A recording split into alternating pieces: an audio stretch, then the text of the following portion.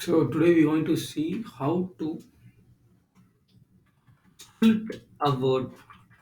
So example, if you have a word Microsoft, you want to split it. How will you split it usually? Usually we go to the data tab, and the data tab you can go text to columns. Means you want to convert each text to columns. So there you can have a delimit, but in this case, it's there is no as a word you want to split the word.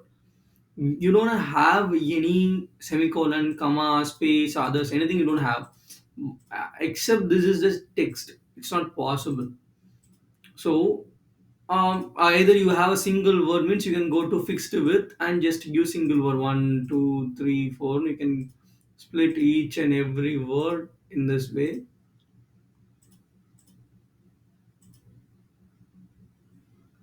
Next, and just to finish, you can split this word. But are we going to do this in this way? But no,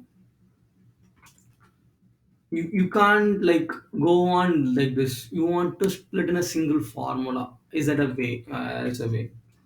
Microsoft.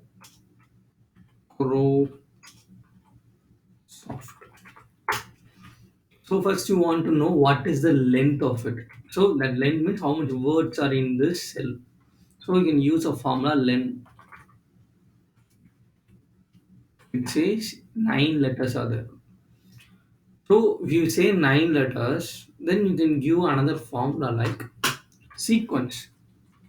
Sequence of len. Len is Microsoft. Giving this, you will give this number 1, 2, 3, 4, 5, 6, 7, 8. You have gone through a formula name mid. That means you can select a word letter from a word.